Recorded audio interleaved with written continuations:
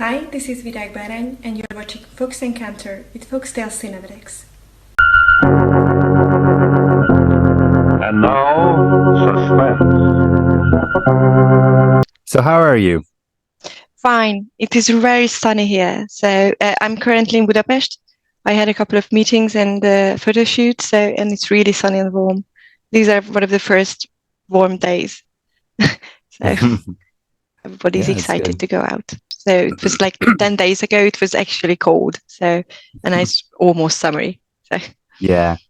And so like there's a lot of wind and a lot of dust. So if I sound a little scratchy, it's because of my allergies. okay.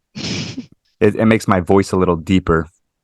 The ladies will prefer it. So maybe you should keep definitely. the allergies. If you would like to introduce yourself. Yeah. So I pronounce my own name because obviously it's a Hungarian one. It's Virag Barany. Oh, okay. Yeah.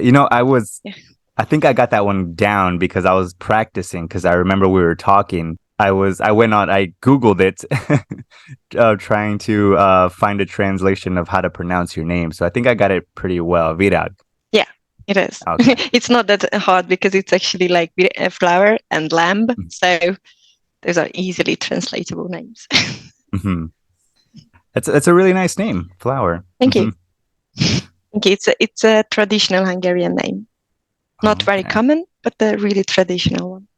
One of the first female names in this language. So. Oh, that's interesting. It's quite romantic if you think about it.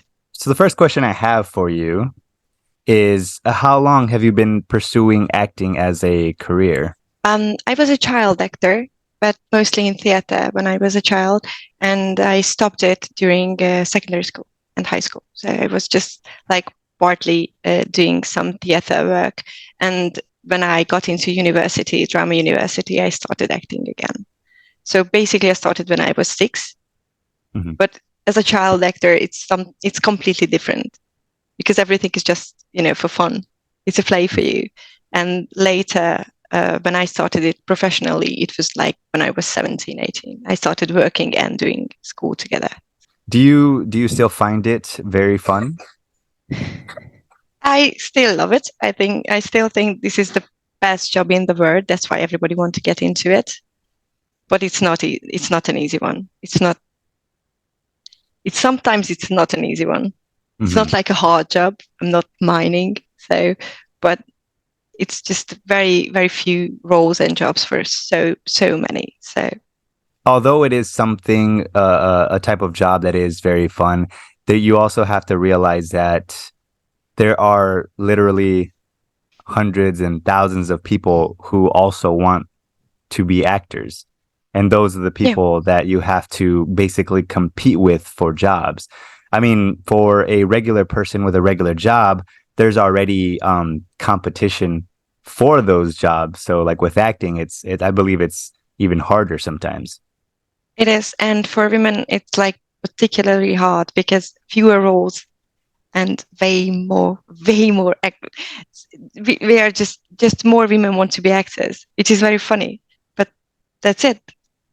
Fewer roles, more people. But I don't know, because it's so fun and so fulfilling to do it. That's why I think everybody wants to do it who has this certain feeling in their body that they have to express themselves so badly that they want to show it to other people and they need an audience for it just to express themselves. So I don't know. Yeah. I think that's why, I believe that's why a lot of actors are attracted to theater work, because you have the opportunity to get that audience. That's why, and because theater work in a way so much more, you have much more freedom. For camera, you have to have a certain look. They usually just pick you because of your type. You have a typecast. But in theater, nothing is written like, okay, this has to be someone who's blonde. This has to be someone who's redhead, or people of color. You can be anything. In a way, it's freeing, and in other ways, it's so much more harder because it's even harder to live, like financially be stable from theater than from film. Do you find you prefer theater over film acting, or are they both equally? Do you love equally both? I love equally both of them, and they're completely different. So A theater show, you do that show, unlike a film, you shoot and then it's kind of done. Whereas with theater, you do that show multiple times, sometimes multiple times a day.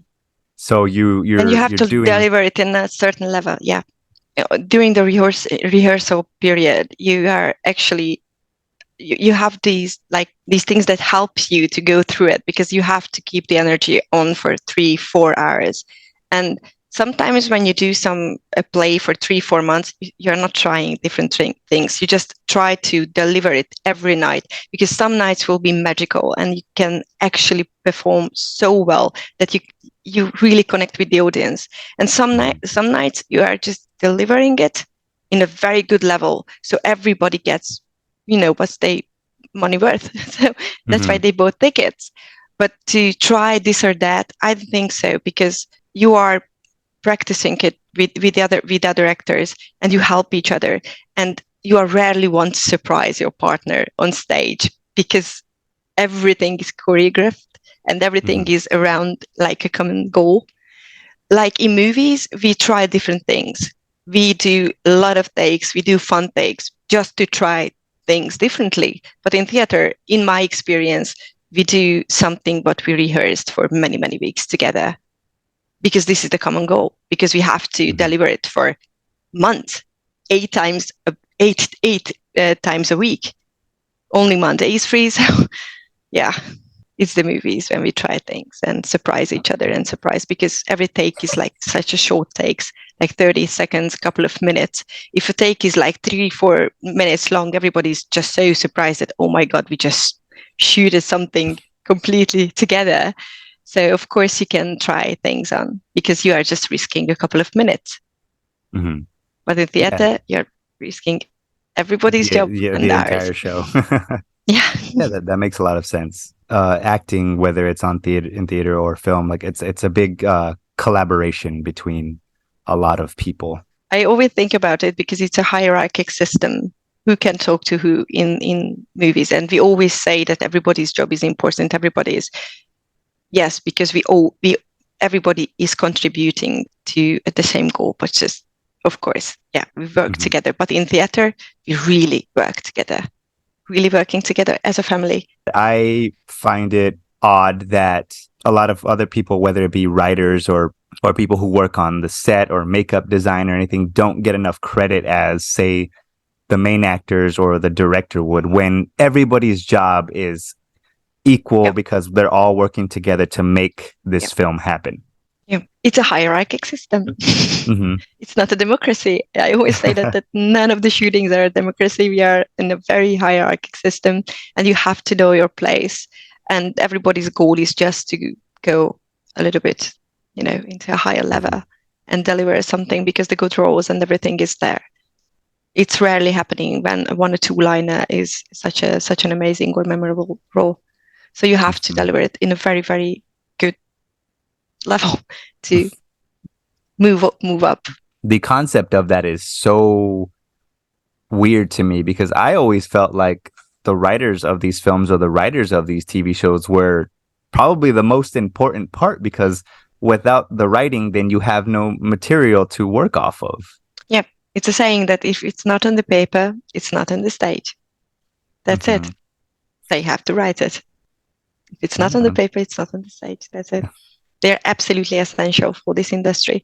And a good book is rare. I think to make a good movie, it is a lot of people work together. So they can but to make a brilliant movie, it's almost impossible. But without the good script, you just don't have a brilliant movie. That's it. And right now, everybody is so dependent on the streaming systems that everybody is really spoiled with 24/7 content everywhere. So speaking about that, do you prefer like streaming, the easiness of it, or do you prefer to just like grab a physical movie and watch that?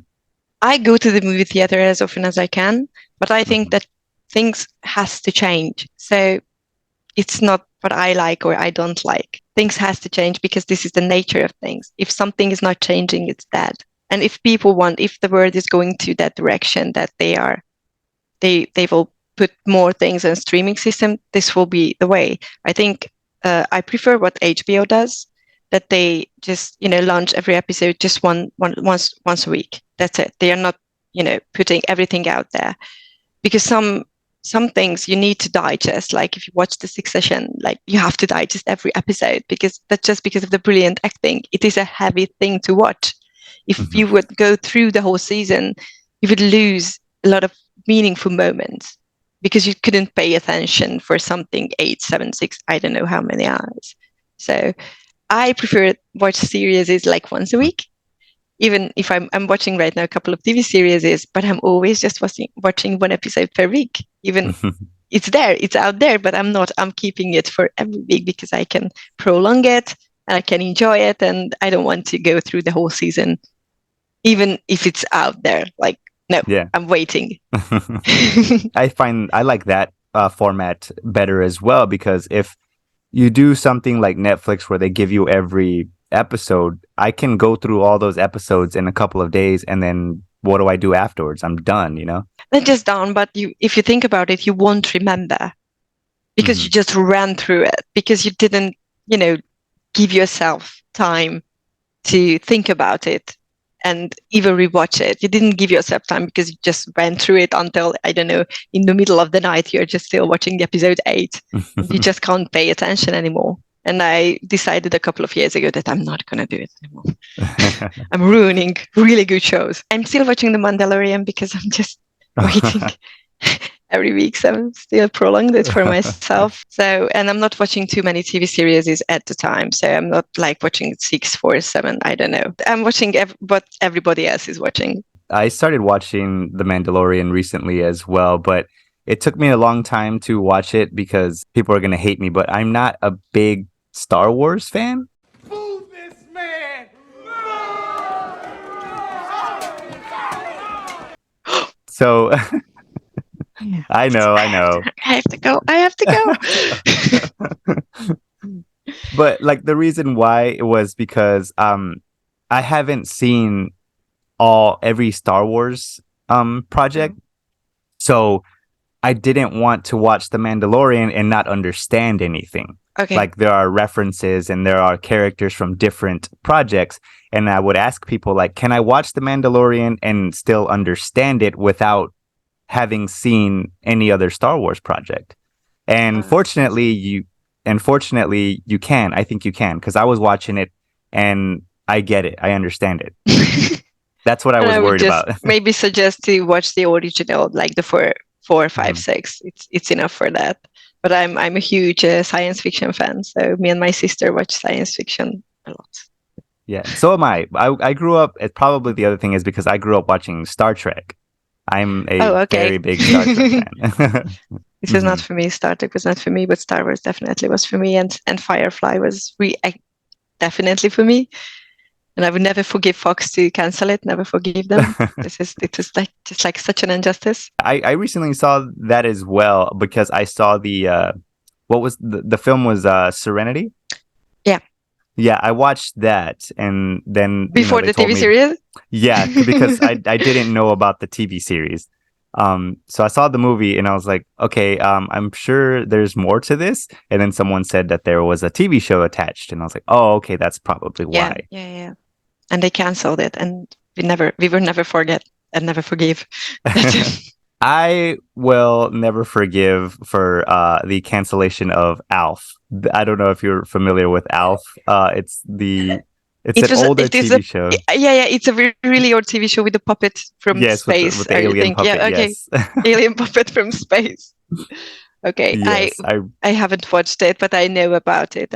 We're so influenced by American pop culture, even in Eastern Europe and in Europe general, that most of the television shows are from the US and the UK. At the very end of the series, it ends on a cliffhanger, so we don't know what happened, and we never got a resolution for it. Really? They just canceled it like that? Yep. Enough from the puppet? I actually grew up on a lot of British and television and other television shows from the UK because my my father was really into British comedy. I And love British comedies. yeah, and the our one of our TV stations here, the public access TV stations would play a lot of, like a lot of the Monty Python stuff or Mr. Bean and things like that. So I grew up on a lot of British humor. So I think I had a bigger understanding of comedy because I know comedy from America, and then I also knew comedy from the From UK, which is yeah, very different. They're both very pretty different. Yeah. I prefer the UK comedy, to be honest. It's so sarcastic. It's just hilarious. I love it. So my favorite comedy of all time is Monty Python and the Holy Grail. And I remember when I was growing up, a lot of people had never heard of it in my area, and a lot of people just didn't understand it because they did not grow up on British comedy like I did. So like I always felt that was kind of unique. That I even to this day I think it's like the funniest thing on earth. It is the funniest thing on earth, and actually, it's really popular here, and we watch it every New Year's Eve. And the Life of Brian is for Easter. Like this is like even movie theaters you can watch Life of Brian. That's it's funny. Really cool. It's really popular here. Budapest is a really cool and hip city.